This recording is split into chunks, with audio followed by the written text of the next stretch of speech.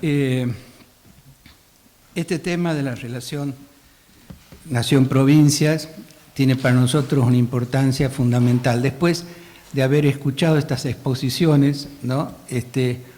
Uno como provinciano, estando aquí como provinciano, se da cuenta de las brechas, ¿no? Entre la nación y las provincias, y las brechas de capacidades, ¿no? Que uno verifica a través de lo que se está haciendo en algunas provincias. Como decía mi amigo Horacio Cao, ha sido una diferencia entre las provincias desarrolladas y otras en vías de desarrollo y otras en un largo camino de desarrollo eterno, ¿no? Entonces uno ve las diferencias. Ayer la exposición de Córdoba nos marca un avance enorme en las capacidades técnicas administrativas y capacidades que a su vez se reflejan en unas capacidades institucionales de la provincia muy importantes, ¿no? Hoy cuando escuchábamos a Alan Shir, uno piensa y dice qué lejos estamos en algunas provincias, qué lejos estamos de este nivel de administración, ¿no? No solamente de la administración financiera, sino de todas las capacidades políticas, ¿no? De las capacidades estatales, como se las denomina normalmente. Eso es un tema muy importante. Vamos a escuchar a dos exponentes. Bueno, Marcelo, con su experiencia en la universidad y en la provincia, ¿no? Y Juan Vega, que bueno, de ella les va a leer el currículum, amigos que hemos logrado hacer, permítame pasar un pequeño aviso, ¿no? De ASAP. Juan Vega con Juan Carlos García Ojeda lograron hacer la primera filial de ASAP en el interior, en Mendoza, en la Facultad de Ciencias Económicas. Y es lo que para nosotros es una enorme satisfacción, pero habla también cómo estas provincias como Mendoza, que tienen un grado de desarrollo avanzado al lado de otras, tienen una serie de inquietudes y una serie de proyectos, ¿no? Impulsados a veces por la misma filial nuestra, como un avance comparativo, ¿no? Con relación a otras provincias. Eso seguro Juan lo va a rescatar, así que bueno, no les quitamos más el uso de las palabras y dejamos, primero Marcelo va a dirigir la palabra. El señor Marcelo Garriga es licenciado en Economía de la Universidad Nacional de La Plata y magíster en Políticas Públicas del Instituto Torcuato Di Tella. Es también profesor titular de Finanzas Públicas 2 de la Facultad de Ciencias Económicas de la Universidad Nacional de La Plata. Lo escuchamos. Bueno, muchas gracias por la presentación, por la invitación. Bueno, a mí me habían invitado a hablar de nación, la relación nación-provincias, y yo la extendí un poquito a nación, provincia y municipio. Me pareció que si hablábamos de gobiernos subnacionales, los municipios importaban también, por lo menos hacer alguna pequeña reflexión. Me gustaría empezar diciendo algo sobre el federalismo. Básicamente, los países organizados con gobiernos multinivel, con gobiernos subnacionales, en Argentina, nación, provincia y municipio.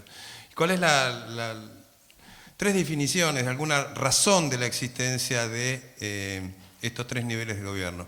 Y la primera es una frase de un economista que es Bell, de un economista que es Bell, que dice: la nación es muy chica para resolver los grandes problemas del mundo y muy grande para atender los problemas cotidianos de la gente. Y en realidad lo que está en el fondo de esa reflexión es, bueno, la necesidad de que existan niveles inferiores de gobierno. La otra es de Oates, que fue quien un poco racionalizó todo esto de la descentralización a la existencia de niveles inferiores de gobierno. La otra es de Oates, que es un economista famoso en el estudio de estos temas. Él dice, bueno, los bienes públicos que no tienen alcance nacional pueden ser provistos por gobiernos subnacionales con importantes ganancias de bienestar. Es decir, hay ciertos bienes públicos que si se proveen a nivel local, hay un mayor conocimiento, una mayor cercanía, etcétera, permiten generar un mayor nivel de bienestar.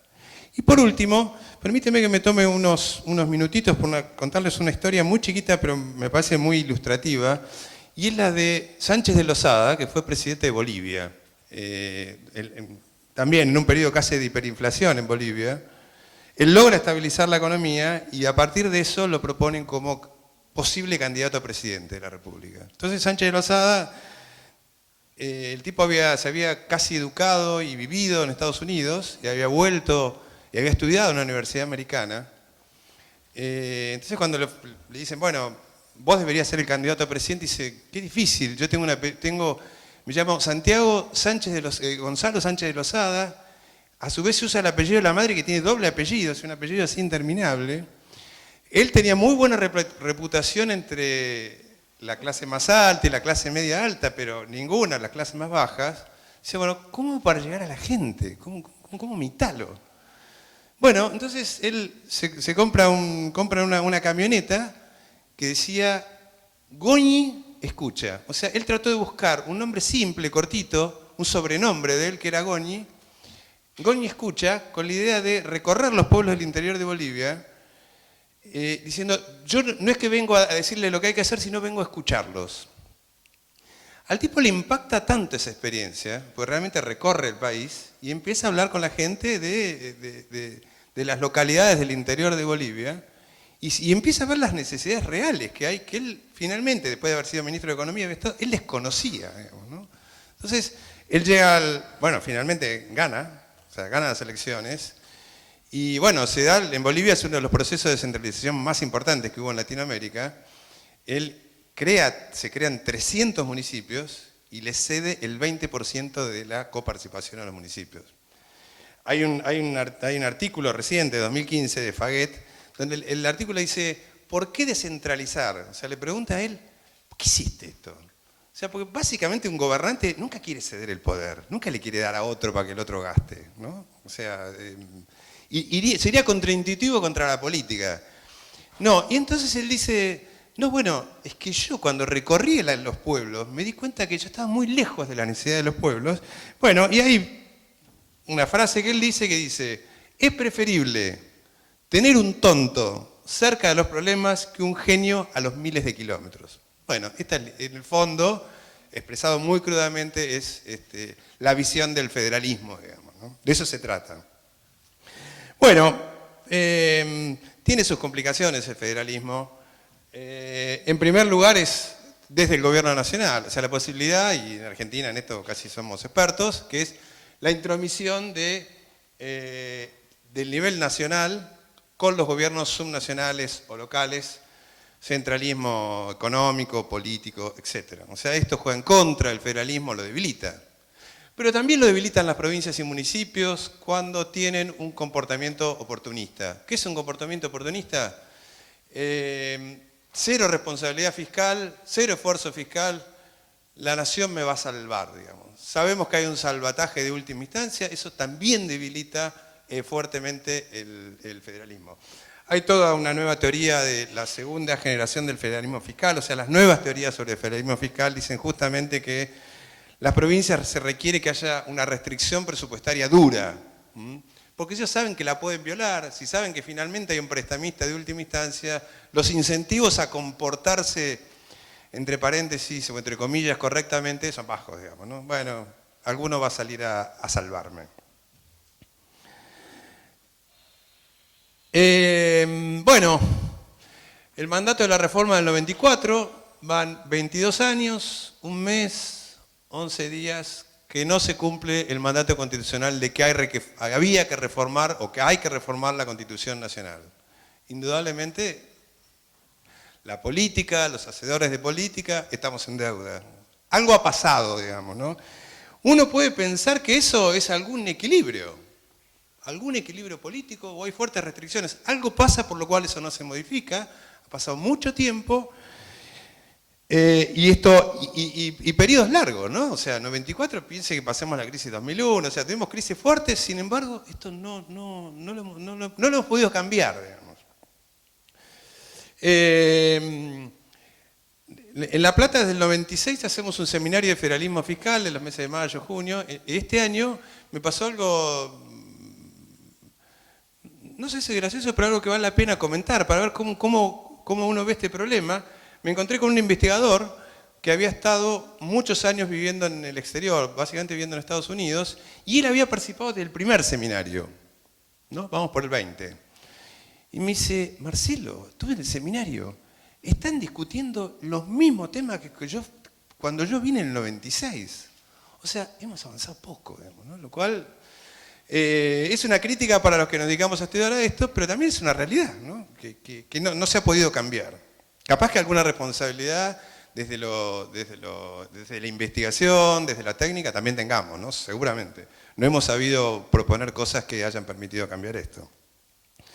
Es posible un cambio de régimen. ¿Y qué ocurrió un poco? Voy a contar un poquito desde la reforma constitucional qué pasó con el federalismo. Bueno, permítame, soy profesor en La Plata, que me permita poner un grafiquito, digamos, para confundir nada más. No aclara nada esto, pero para confundir un poco. Es un gráfico de un libro de Porto, pero que es interesante porque para ver ¿cuáles son los conflictos en la distribución de recursos? ¿No? Uno trata a través de este gráfico mirar los conflictos. Miren por un minuto la recta AB, que es la que está más afuera. Básicamente esa recta es toda la recaudación del gobierno nacional. ¿Ok? O sea, AB es toda la recaudación. Los dos, en el OB, OA o OA, son exactamente iguales. Y uno lo que está diciendo ahí es, si uno va más hacia el lado de B, son recursos coparticipados. Si uno va más hacia el lado de A, son recursos no coparticipados. La primera tensión entre los niveles de gobierno, nación, provincia, es cómo es esta mezcla. ¿Cuánto va al coparticipado? ¿Cuánto va afuera del coparticipado? Esa es la primera tensión, gobierno nacional, provincias. Acordado eso, yendo a un punto C, cualquiera, arbitrario, viene el segundo punto. Bueno, ya definimos cuál va a la masa coparticipable, ahora discutamos cuál es la distribución primaria, y este es el segundo punto de conflicto. Y supongan que llegamos a un punto D, donde decimos, bueno, esto va para la nación, esto otro para la provincia, lo que queda por resolver acá es cómo se distribuyen entre las distintas provincias lo que queda. Pero las pujas, digamos, nación, provincia y entre provincias, se trata de sintetizar en un gráfico de este tipo. Bueno, en realidad el gran problema del federalismo son dos cosas. Uno, el desequilibrio vertical entre los niveles de gobierno y el otro, el desequilibrio horizontal. ¿Qué es este gráfico? Este cuadro, perdón. Básicamente lo que trata de demostrar es el gasto y los recursos, el gasto por quien efectivamente gasta y los recursos por efectivamente tiene la responsabilidad de recaudar. ¿Okay? Si uno mira 2005 contra gastos y recursos o mira 2015, la problemática profundizada en 2015 es bastante parecida. Pero si quieren vamos primero a los agregados. O sea, el gasto pasó de 26 puntos a 43, los recursos de 27 puntos a 36. O sea, el incremento del gasto en Argentina ha sido espectacular. Y de la presión tributaria también fue espectacular. Yo cuento esto en alguna clase de finanzas y me dice, profesor, ¿y cuál debería ser el gasto público? ¿Y qué sé yo? No sé, no hay un nivel, probablemente haya algún nivel óptimo, no tengo idea. Lo que sí puedo decir es que cuando uno mira al mundo y mira a los Países Bajos, tiene un nivel de gasto público 50-60% del producto y está en fenómeno. Lo que sí me parece que si un país quiere vivir con un gasto público muy alto, se tiene que preocupar de dos cosas fundamentales. Una, que ese gasto sea eficiente, esto es básico, porque si uno gasta mucho y gasta mal, no tiene ningún sentido. Pero la segunda y más importante es que tiene que estar dispuesto a financiar ese gasto. O sea, yo tengo que estar dispuesto a poner los impuestos para financiar ese gasto. Me parece que en el caso de Argentina es un caso dramático, porque me parece que hay un consenso a que si el Estado tiene que estar, que el Estado tiene que participar y que tiene que proveer un montón de bienes públicos, hay una demanda, una alta demanda sobre el Estado, pero me da la impresión que no queremos pagar los impuestos para ese Estado. Entonces tenemos un conflicto ahí muy difícil de resolver, digamos, ¿no? Eso genera una fuerte tensión. Si queremos alto gasto público, necesitamos pagar muchos impuestos, digamos, ¿no? Esto es inevitable. Magia no hay, digamos, ¿no? Bueno, pero yendo al desequilibrio vertical, ¿qué es el desequilibrio vertical?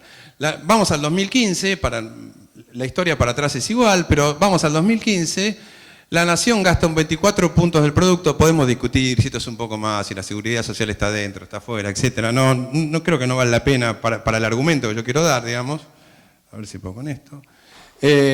Fíjense, es 24 y recauda 29, o sea, tenemos un nivel superior, un nivel nacional superavitario, y si uno va a nivel de las provincias, 15 puntos del producto, recaudación propia estamos hablando, ¿no? O sea, cuando yo digo acá recaudación 29, pues está toda la copa, está todo lo que recauda la nación acá adentro.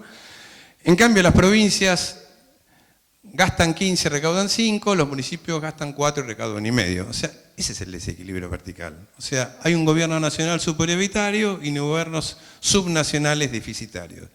¿Cómo se compensa esto? Con regímenes de transferencias. Y ahí es donde vienen los problemas, o los posibles problemas, o lo que hay que solucionar, digamos, entre niveles de gobierno. Bueno, nada, esto del resultado financiero, el desequilibrio fiscal, lo único que trato de mostrar acá es que pasamos de una situación de superávit a una situación de déficit, y esto para cualquier esquema que uno quiera pensar en términos de modificar el régimen de coparticipación o las relaciones financieras nación, provincia, municipio, obviamente esto tenemos que tenerlo ahí, después lo vamos a volver sobre esto, pero hay que tenerlo, ¿no? Esto es súper importante. La pregunta es quién paga la cuenta, digamos, ¿no? Y la otra que me parece que había mencionado recién Amado es el problema del desequilibrio vertical. Ese es otro gran problema que tiene Argentina. Fíjense, esto, también acá hay una discusión, este es un PBI per cápita 2004, los PBG son malos, podemos discutir en el fino la calidad de estos números, pero lo que sí uno, solo con una mirada, digamos, sin detallar provincias, uno se encuentra con un diferencial de PBI per cápita entre provincias enorme, digamos, ¿no? O sea, un enorme desequilibrio horizontal, perdón. Y hay un artículo de Liach y Grotz, que analiza esto en el tiempo. Dice, acá hubo un régimen de transferencias impresionante, con un sentido, algún sentido redistributivo a las provincias más pobres. Sin embargo, nada ha cambiado.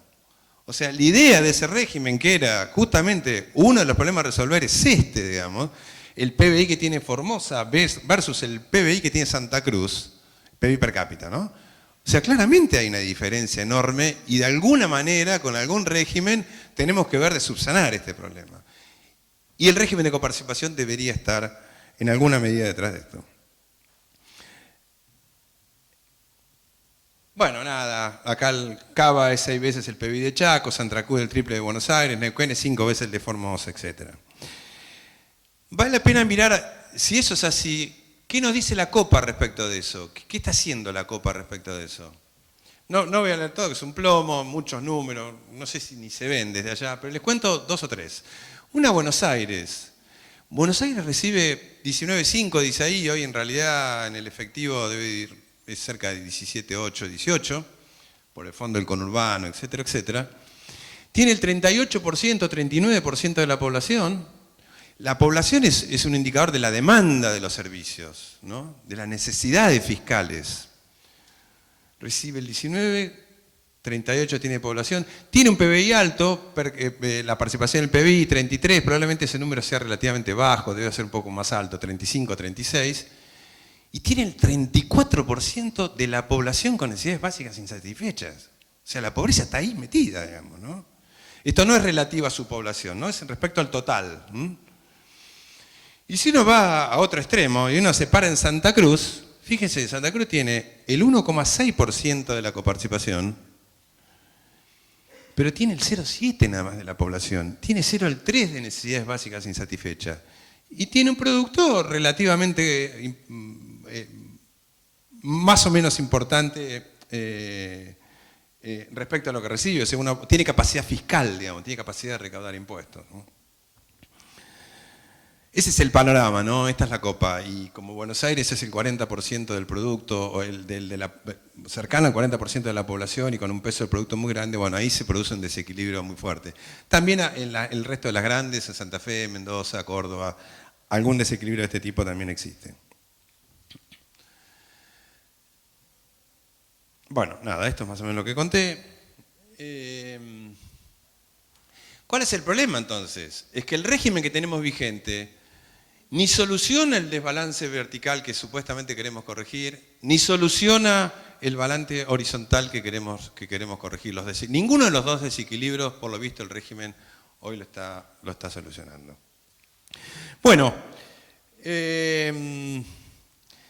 le dije, vamos a mirar, pero muy rápidamente, solo porque esto es para ver si nos sirve para la discusión que estamos teniendo. ¿Qué pasó en los últimos 10 años? Bueno, ya vimos que el gasto aumentó y aumentó en los 3 niveles de gobierno.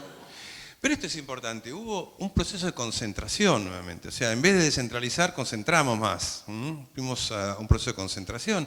Básicamente basada en qué? En que la nación cobrara impuestos que no son coparticipables. Le metimos precoparticipaciones a la coparticipación. Fijamos retenciones que solo iban al gobierno nacional, después vino el fondo sojero, el impuesto al cheque, también hay una parte que ahora se coparticipa, pero un pedazo, la inflación, todo recaudación nacional, o sea, lo que se hizo, esa línea de conflicto que habíamos hecho, se fue para el lado de nación, ¿no? ¿Y eso por qué? Y bueno, pues eso me da un poder político enorme, obviamente, eso me permite, debilita el federalismo, y me permite las transferencias famosas discrecionales, ¿no? Que es la forma en que yo tengo para disciplinar gobernadores e intendentes que dependen de mi recaudación, de mis fondos. O sea, eso da un poder centralizado enorme. También se fueron, y vale decirlo, porque si uno habla mucho de que Buenos Aires es perjudicada, pero también es cierto que hubo un régimen de transferencias implícito en todo el régimen tarifario, donde las grandes beneficiarias fueron Buenos Aires y Cava. Son 5 puntos del producto, no es menor, es mucho, y me parece que cuando uno piensa el problema del federalismo, esto pasó en los últimos 10 años y esto también importa. Aumento de la presión tributaria y desequilibrio fiscal. A mí me gustaría solo presentar los títulos de una agenda que va más allá de la coparticipación. O sea, por lo visto, teníamos un mandato constitucional, no lo pudimos cumplir, pero hay un montón de temas que van más allá de esto y que tienen que ver con las relaciones nación-provincia, municipios. ¿Y estos cuáles son? Bueno, un tema que tenemos que discutir es qué pasa con las cajas previsionales. O sea, en la década del 90 se pasaron una serie de cajas a la nación y otras cajas quedaron en la provincia. ¿Y qué pasa con esas cajas? ¿Cómo están? ¿Quién las va a pagar eso? ¿Saben todo el problema de los regímenes previsionales? ¿Usted sabe que en Tierra del Fuego una persona se jubila con 45 años? Que en la provincia de Buenos Aires acaba de salir el año pasado una ley que un médico en un hospital se jubila a los 50. Un tipo que se jubila a los 50 va a vivir hasta los 75. No hay régimen que lo aguante. Entonces la pregunta es, la Nación acaba de sacar una ley y en esa ley dijo nos vamos a hacer cargo de los déficits previsionales, ¿no? La última ley que salió de... Bueno, en la discusión relación-provincia, permítame que vaya un chiquitín a Buenos Aires, que más o menos la conozco. Esta es la relación entre activos y pasivos. Fíjese, la curva roja, esa que está ahí, es cuál es la proyección a futuro de cómo va a ir cayendo la cantidad de activos sobre pasivos. O sea, lo que va diciendo es, mirá cómo se va volviendo infinanciable el régimen. Y acá hay dos problemas. O sea, acá hay un problema de quién se va a hacer cargo de esa deuda. Y el segundo problema es un problema intergeneracional. O sea, la generación de hoy se está comiendo lo que le va a faltar a la de mañana. Está en la agenda del federalismo. La Nación dice que ahora eso lo va a cubrir. Ahora, yo me pregunto, ¿va a cubrir un sistema en el cual en la provincia te jubilás con 50 años los maestros, 50 los de la salud, 55 las mujeres, 60 los hombres? Bueno, nada, me parece que está en la agenda, digamos. En la agenda del federalismo, ¿no? También hay algo con la inversión pública. La Nación tiene un importante gasto público. ¿Y en qué debe invertir la Nación? ¿Está bien la Nación diciéndole al municipio, te construyo el polideportivo? ¿Qué es eso? ¿Ese es el federalismo que queremos construir? Se supone que es el mismo municipio que decide mi prioridad es el agua, la cloaca, la calle. pero no la nación haciendo el polideportivo con el nombre del presidente. Parecía que eso no es muy federal, entonces me parece que la inversión también es un tema muy importante, a ver si esto puede centralizarse, lo va a decidir la nación, en qué sectores la nación debe intervenir y en cuáles no. Y en realidad el fondo es el residuo fiscal neto. Eso es lo que deberíamos tratar de mirar cuando vemos la relación nación-provincia. Y estrictamente, ¿qué es el residuo fiscal neto? El residuo fiscal neto es, yo tengo la coparticipación, pero las relaciones entre nación y provincia son un poco más amplias. Esto es, la nación recauda en el territorio, porque los impuestos nacionales, el IVA, ganancia, se recaudan en un territorio. O sea, en la provincia recauda ciertos impuestos.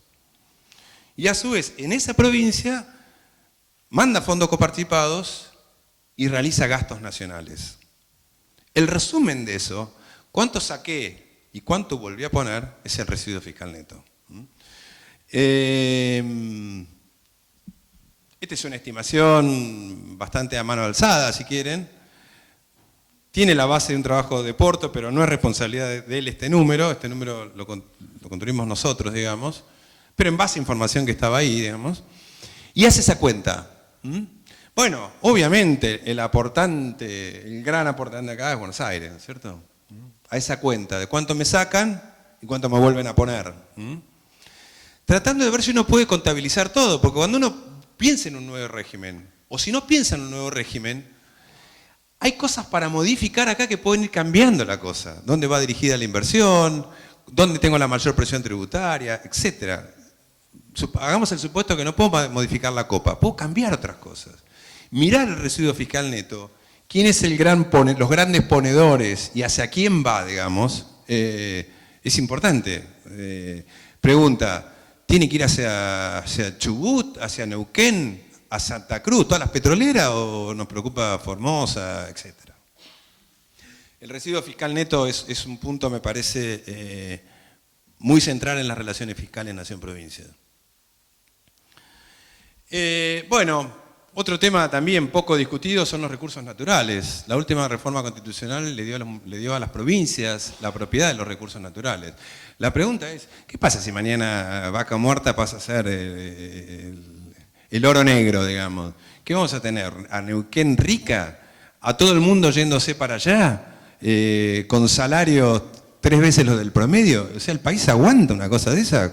Cuando en Chaco o en el resto del conurbano bonaerense hay una situación de hambre muy importante.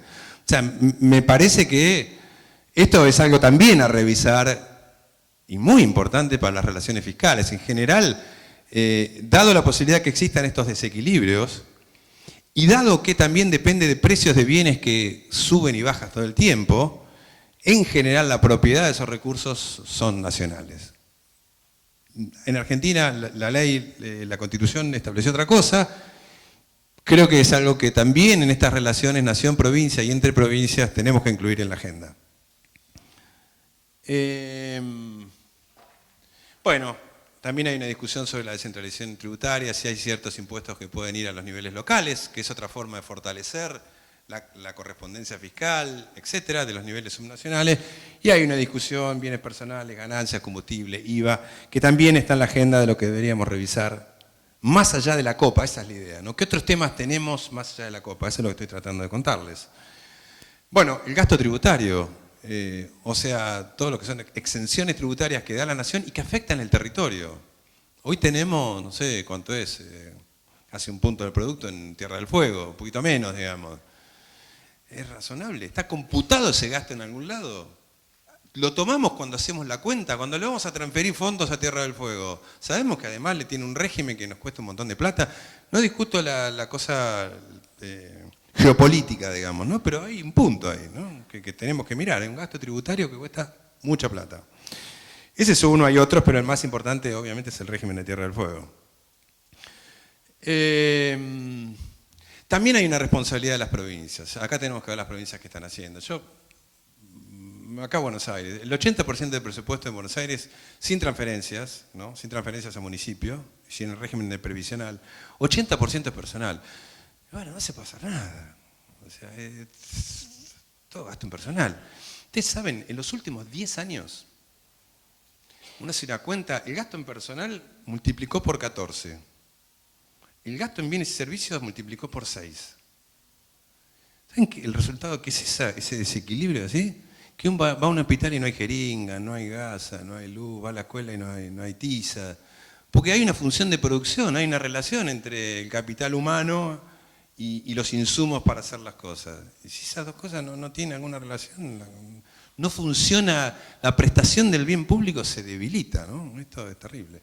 Y bueno, cuando uno mira la inversión pública es nada, no queda nada para invertir, solo si la nación algún día se digna a prestarme plata y hacer algo. Entonces, me parece que del lado de las provincias también hay mucho para mejorar eso y también debería estar en la agenda de discusión. Yo puse acá el caso de la eficiencia del gasto en la educación, que es algo que también estamos estudiando. Nada, la pregunta era, todo el problema era 6 puntos del gasto del PBI. Bueno, ya llegamos a los 6 puntos. ¿Y? Tenemos menos pibes los pibes terminan la escuela, la calidad mejoró, tenemos más chicos graduados universitarios. No que yo sepa, digamos, ninguna de estas cosas ha pasado. Entonces, también tenemos que pensar en esto del federalismo, en esto de relación nación-provincia, ¿qué está pasando? Bueno, nada, también ha habido políticas del gobierno nacional donde le limita a los gobiernos provinciales lo que pueden hacer. Y si todo ese gasto en personal es política educativa, y si el gobierno hace una paritaria, el gobierno hace una paritaria y no tiene docentes, ¿qué paritaria hace? No sé, es muy loco. Si los docentes están en las provincias. Entonces el gobierno fija una paritaria, las provincias no llegan, la diferencia alguien la tiene que poner, bueno, otro problema. Y también se dice, bueno, las provincias tienen que mejorar su recaudación y hay una discusión entre si sacar ingresos brutos, si aumentar los impuestos a la propiedad, etc. Hoy parece que la provincia de Buenos Aires volvió para atrás con un revalúo inmobiliario. Y es obvio que vuelve para atrás. En la teoría es el mejor impuesto que hay, el impuesto inmobiliario, porque va a la propiedad, va a los que más tienen. Es un recurso fijo, de renta, que no es que yo me puedo mover todo el tiempo. Es obvio que va a ser un mejor impuesto. Ahora, miren la historia. De 100 años, 1885 a 2010. El rojo es el impuesto inmobiliario. O sea, cuando el país empezó, la base de impositiva era el impuesto a la propiedad, digamos. Acá está, este es el impuesto a la propiedad.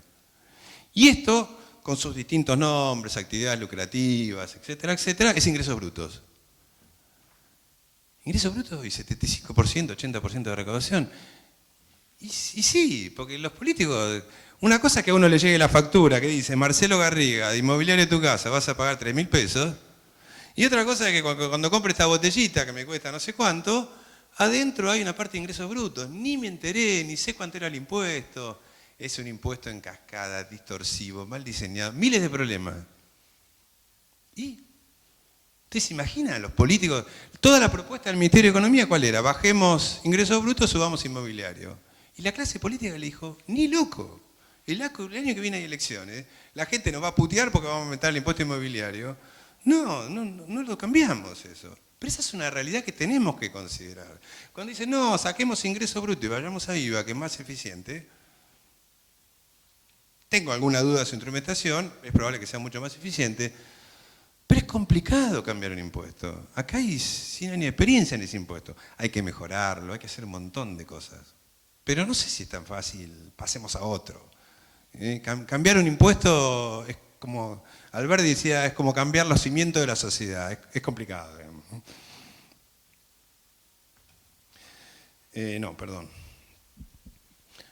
Bueno. ¿Dónde estoy? Acá.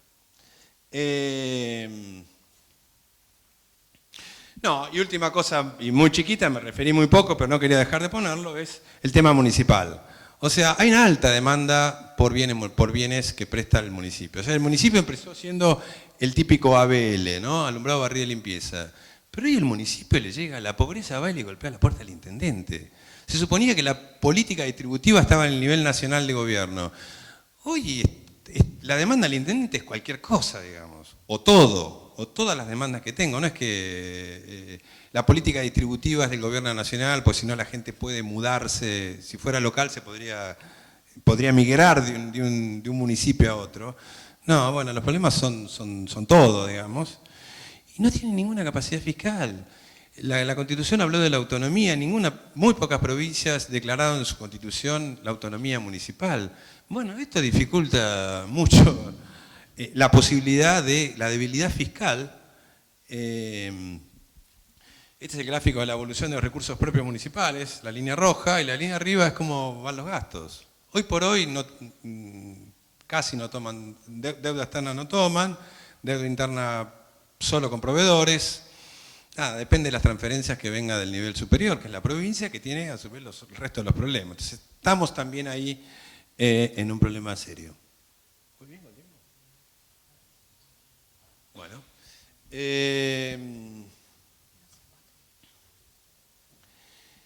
¿Qué pasa a partir del 2016? ¿Hay cambios? ¿Hay otro clima? ¿Se ve alguna cosa? Bueno, yo voy a anunciar algunas cosas.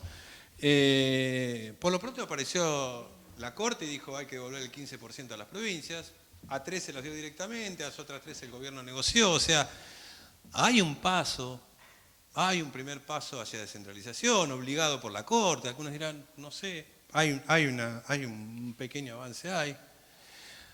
La bajan las retenciones a las exportaciones, básicamente las retenciones como un impuesto a la tierra. Y obviamente bajar los impuestos le da mayor capacidad fiscal a las jurisdicciones, ¿no? A las provincias. Tanto en inmobiliaria como en ingresos brutos. Reducción progresiva de bienes personales también, ahí teníamos un problema porque era la nación, la provincia y los municipios, todo grababan en el inmobiliario. Por lo menos ahora la nación dice, bueno, me voy a empezar a retirar. Te cedo capacidad fiscal a vos, ¿no? O sea, también hay son avances en el sentido de la descentralización. ¿Cómo va con esto? No lo sé, estoy solo diciendo algunas puntas. Bueno, apareció un plan para el norte más vulnerable. Buenos Aires está en una situación que no da más, y por primera vez, después de muchos años, Buenos Aires hace una presentación en la justicia diciendo esto no se está cumpliendo con la ley, digamos, ¿no? Se creó un fondo para el conurbano para Buenos Aires. Buenos Aires, ese fondo recibe el 1% de recursos, es un absurdo. Recibe cualquier otra provincia, recibe más plata que él, y se llama Fondo del Conurbano, ¿no? Bueno, va al revés. Por primera vez hay un alineamiento político entre estas 3 jurisdicciones, lo cual puede empujar a que haya algún tipo de cambio, no lo sé, solo es un dato, digamos. Y el gobierno está obligado a negociar. Y me parece que eso es un buen punto. Esta es la reunión de los gobernadores donde firman el acuerdo del 15%.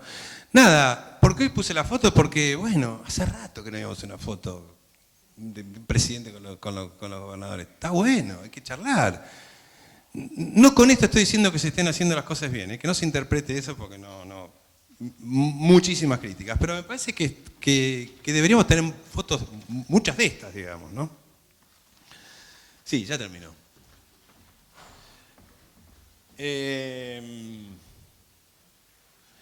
Bueno, obviamente, ¿cuáles son las limitaciones que uno tiene para hacerlo? Bueno, que hoy la presión tributaria hoy es muy alta, entonces cualquier reforma que uno haga dice, bueno, ¿cómo hago? ¿A quién saco, a quién pongo? Y tengo una presión tributaria enorme. Hay un fuerte desequilibrio fiscal, porque también la provincia se junta y dice, bueno, no, esta cuenta la pague la nación. O sea, le damos más a Buenos Aires, a Córdoba o a quien sea, o al Chaco, y la cuenta la paga la nación. ¿Cómo hace? La nación tiene 7 puntos de déficit. No. Entonces, pareciera que estos son limitaciones fuertes a que pueda haber una reforma inmediata. Una economía en recesión y graves problemas de pobreza. Bueno, nada, una consideración final. La Constitución, es interesante revisarlo un segundito. Esto creo que todo el mundo lo ha visto. El artículo 75, inciso 2, es el que dice que tiene que haber una distribución secundaria, que tenga criterios objetivos, que sea equitativa, solidaria, que dé prioridad a un logro equivalente de desarrollo, calidad de vida, igualdad de oportunidades, etc. Hemos construido montones de indicadores para tratar de explicar esto y está muy bien. Ahora, me parece que más interesante es el inciso 8 de ese mismo artículo, que dice que no solo la distribución secundaria, sino que dice el Congreso aprobará anualmente el presupuesto general de gasto y el cálculo de recursos de la Administración Nacional en base al Programa General de Gobierno y al Plan de Inversiones Públicos, con los mismos criterios que este inciso. O sea, está hablando de toda la política del gobierno, tiene que tener estos criterios objetivos de reparto. Bueno, otra vez pasaron 22 años, un mes, 11 días, los legisladores han incumplido el mandato constitucional. Me pregunto, ¿será la Corte Suprema que va a intervenir diciendo que el actual régimen fiscal federal es inconstitucional? ¿O la política se hará cargo del tema? ¿O nada va a cambiar? Gracias.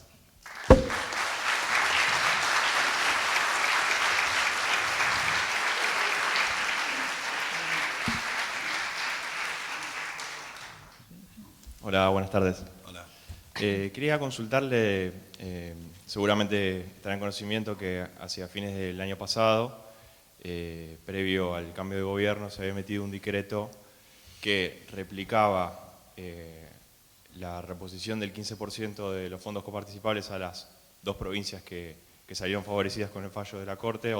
Sí, 2, después lo pasaron, eran 3 primero, después creo que pasaron a 2.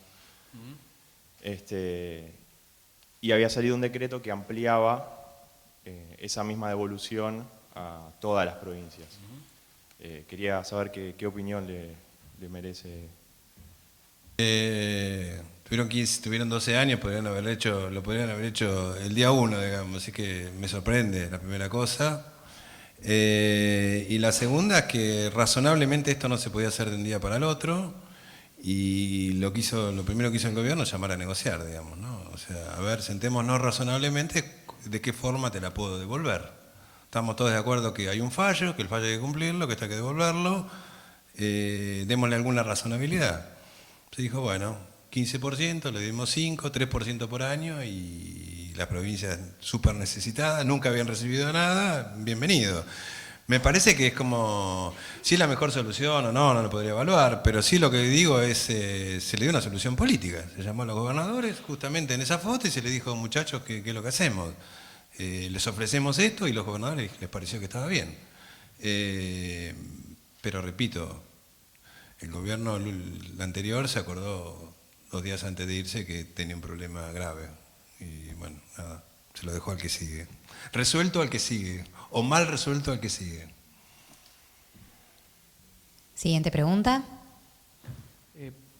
Vos planteaste dentro de todos los problemas que fuiste describiendo, de alguna manera el tema del riesgo moral que tienen las provincias, ¿no? Esto de saber que siempre va a haber un prestamista de última instancia. Con esa condición de contexto y al mismo tiempo teniendo un régimen de responsabilidad fiscal cuyas principales pautas o principales cláusulas están suspendidas desde hace años porque las provincias no las pueden cumplir, ¿qué espacio hay para que en el marco de una reforma que todos coincidimos que es absolutamente necesaria, haya mayor supervisión fiscal, respetando el federalismo, respetando la autonomía, pero que haya una supervisión fiscal que permita que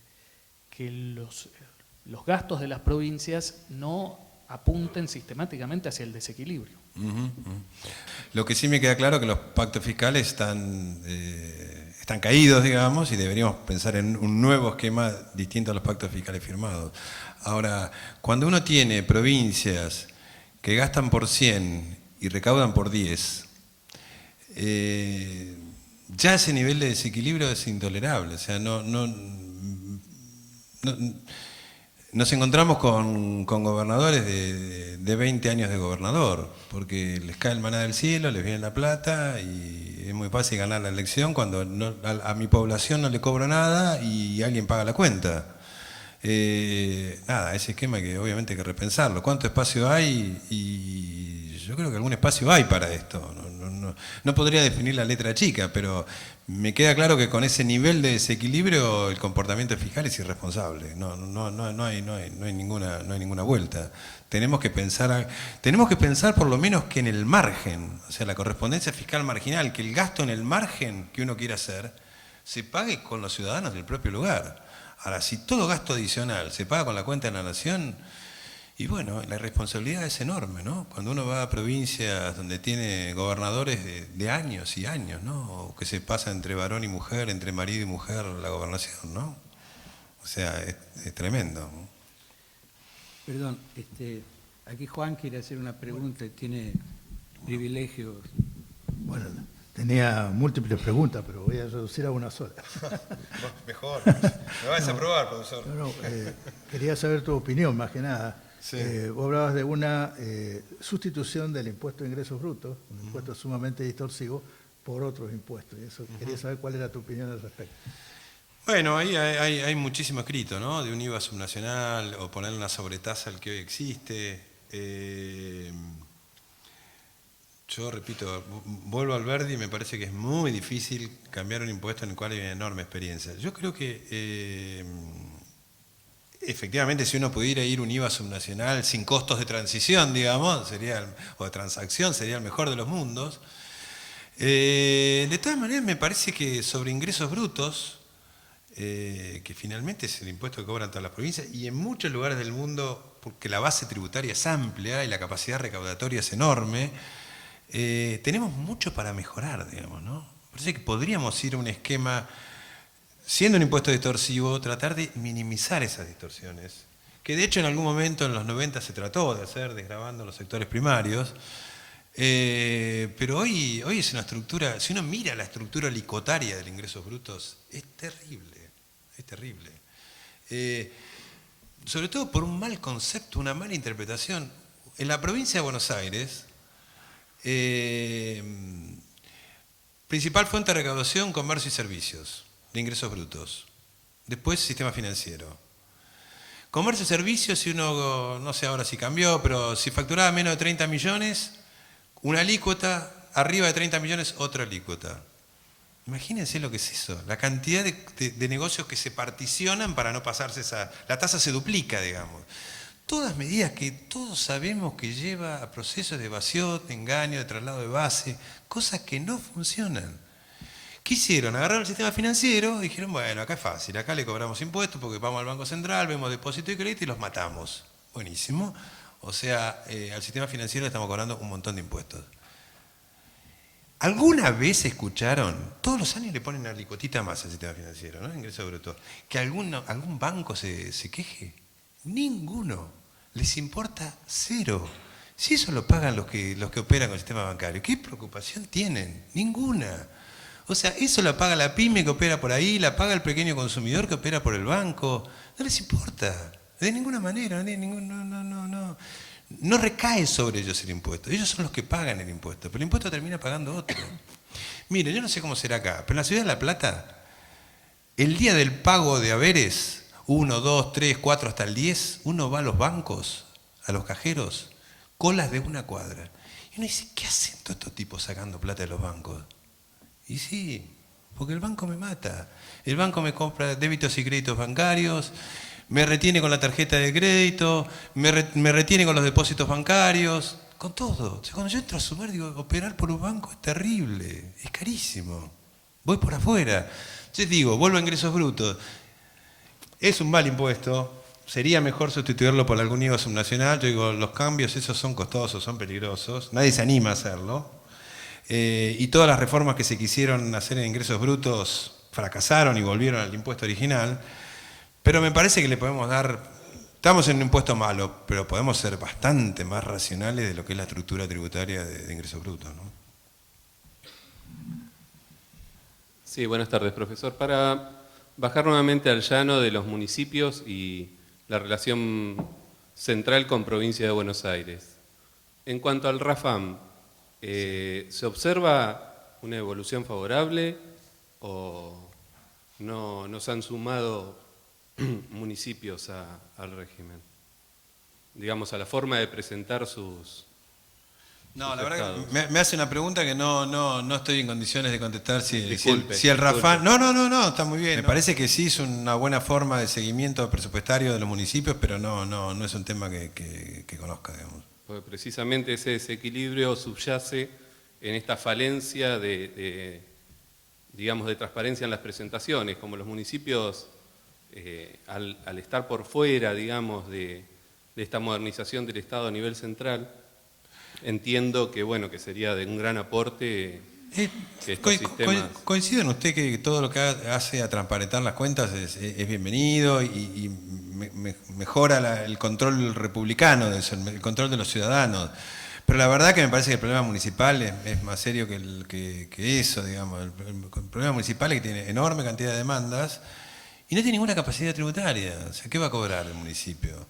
Cobra el impuesto inmobiliario, que ya lo cobra provincia. Cobra ingresos brutos o seguridad e higiene, que ya lo cobra provincia. ¿Sobre qué base tributaria cómo va a ser las obras? No, veo poca chance si no tenemos realmente una autonomía y le damos alguna capacidad fiscal para que pueda operar, ¿no? Obviamente que la transparencia es importante, pero me parece que esto es un poquito más profundo que eso, ¿no?